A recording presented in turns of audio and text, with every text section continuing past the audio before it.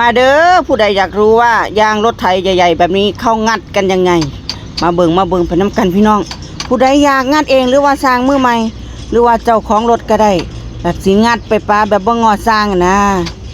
ถ้าสร้างมันถ้าโดน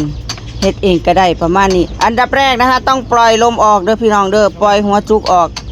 หมุนออกก่อนหลังจากนั้นก็ใส่บักคิกนะคะบักคิกว่าซั่นว่าใส่ริมพี่น้องใส่ริมเว้าผิดเนาะล้ำผิดสร้างมาเถอะริมหรือว่าสกัดจะตอกลงไปตอกให้มันลงจักหน่อยนะพี่น้องจิกให้มันลงจักหน่อยหลังจากนี้เขาก็สิใส่เครื่องบีบยางเห็นบ่นี่คือวางอยู่ขาสร้างนะแต่ว่าผู้ใดบ่มีก็ตอกไปเรื่อยๆเด้อพี่น้องเด้อตอกจนเบื้อลาตอกจนแขนลาพุ่นล่ะพี่น้องกำลังเสร็จลงยากตอกจนปวดแขนพุ่นเด้พี่น้องหลังจากนี้ก็ต้องเสียบสายลมเข้าเครื่องบีบยางเด้อพี่น้องหรือว่าเครื่องกดขอบยางนี่สร้างเขากำลังเตรียมอุปกรณ์นะคะวิธีกล้องก็บ่ได้ดอกแคบพี่น้อง10ล้อจอดอยู่ทั้งข้างยับไปใส่ก็บ่ได้ขาตั้งกล้องข่อยมุมบ่ได้สร้างมันอยากให้หมู่เห็นอยากให้หมู่รู้จักเอามาลงให้หมู่เบิ่งนะพี่น้องเนาะนี่เห็นบ่อันนี้มันถีบเจ้าของก็ได้เด้อพี่น้องบ่ได้ถีบแต่อย่างเด้อต้องจับให้มันคงเด้อนี่มือก็จับดีๆลมต้องได้คอยเป็นจังหวะพี่น้องกดลงไปข่อยก็บ่เคยเฮ็ดดอกว่าเห็นแต่เพิ่นเฮ็ดแต่ว่าขนาดยกมากก็หนักโคตรหนักเลยพี่น้องอันใดให้เลี้ยงได้ก็เลี้ยงพี่น้องมันหนักเขาเป็นผู้หญิงผู้หญิงบ้าพลังบ่ได้ค่อยๆพี่น้องขนาดเพิ่นเฮ็ดเพิ่นก็ยังกดยากอยู่หลังจากนี้เฮาสิมาฉีดน้ำเด้อค่ะฉีดน้ำลงในร่องให้มันหมื่นนะคะน้ำอีหยังว่าติน้ำผงซักผ้าหรือน้ำยาล้างจานก็ได้พี่น้องมันค่อยหมื่นน้ำเป่ากระสีดได้อยู่แต่มันบ่หมื่นวงเล็บมันไม่หมื่นหมายถึงลื่นเด้อปฏิวัติย่ายนี่เว้าภาษาใดเนาะติปกติถนัดภาษาบ้านข่อยเนาะพี่น้องภาษาอีสานวันละคำหลายคำก็ได้นั่นกดไปกดยากบ่ทุกมื้อเจ้าว่าขนาดใส่เครื่องก็ยังสำนีได้หลุดมือสร้างอีกต่างหากมันสิถีบสร้างได้บัดนี้เพราะว่ายางมันบ่ได้ถอดจักเทื่อพี่น้องสนิมเข้าไปเกาะกับยางช่องว่างระวางไว้บ่มีมันก็เลยกดจังได๋ก็บ่ออกโอ้ยตัวสิได้เงินเพิ่นพี่น้องเหี่ยไหลไข่ย่อยนี่สร้างฮอก็กดไปเรื่อยๆนะพี่น้องเริ่มออกแล้วเริ่มเห็นช่องทางแล้วช่องทางทำกินเริ่มมีหู้หน่อยๆออกแล้วหลังจากนี้เฮาก็สิมาเตรียมอุปกรณ์งัดอย่างพี่น้องซองเบิ่งหู้เพิ่นจะสั่งถามว่า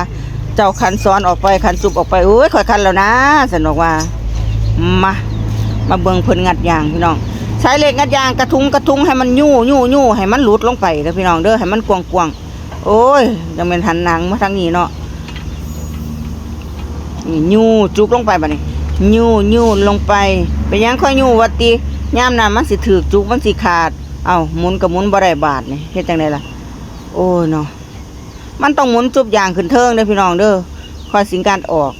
คันอยู่ใต้ก็ย่านมันขาดเนาะเวลามันดึงมันลั่งนะเสียบเหล็กงัดยางลงไปเบิ่งดีๆซองเบิ่งคักๆถูกอย่างในเพิ่นบ่ถ้าถูกอย่างในมันสิได้หลายหูเสียบเข้าไป2อันแล้วงัดขึ้นพี่น้องอันนึงคัดไว้เด้ออย่าลืมว่าอันนึงคัดไว้คัดเฉียงไว้ให้มันเฮาก็สิคอยเสียบไปเสียบลงไปบังเนาะอ้ายเอ้ยโอ้ยมุมบ่ได้เขาตั้งกล้องผิดทางแล้วบัดนี้เอาเห็นบ่พี่น้องเห็นบ่เห็นก็อดซาเบิ่งเอาเด้อเขาก็ลืมว่าสร้างเพิ่นถนัดขวาเนาะเพิ่นก็ต้องหันหน้าไปทางนั้นเนาะเสียบลงไปแล้วงัดขึ้นเสียบแล้วงัดเฉียงเด้อพี่น้องอย่างัดตรงเด้อมันสิถืออย่างในงัดเฉียงเดี๋ยวงัดอย่างเฉียงออกนี่เห็นไหมออกมาแล้วง่ายบ่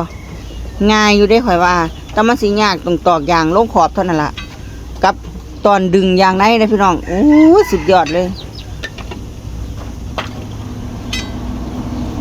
เป็นงานแล้วเขาก็เตรียมอุปกรณ์ของเราก็คือไม้นะคะไม้ท่อนเล็กๆเพิ่นตัดไว้ถ้าคัดยางรถไถโดยเฉพาะคัดให้ข่อยก่อนอ้ายเอ้ย มีประแจเลื่อนด้วยอ้าวตอนคัดก็บ่เห็นเนาะพี่น้องข้ามขั้นตอนมาเบิ่งค่อยดึงอย่างในออกก็ได้พี่น้องเอ้ยดึงค่อยๆดึงเด้อจ้ะค่อยๆบี้ออกมาดึงแห้งก็บ่ได้เด้แต่ว่าดึงค่อยก็บ่ได้ดึงพอดีนะเบิ่งจังหวะนำดึงออกมาแล้วนะจ๊ะคลิปนี้เจตุ๊กตาก็ต้องขอจบคลิปเพียงเท่านี้นะจ๊ะไว้เจอกันใหม่คลิปหน้าค่ะขอบคุณทุกท่านที่รับชมคลิปวิดีโอนะจ๊ะผู้ใดมากก็กดไลค์กดแชร์กดติดตามได้เด้อพี่น้องเด้อกดแชร์ไว้ดูได้นะจ๊ะเทคนิคช่าง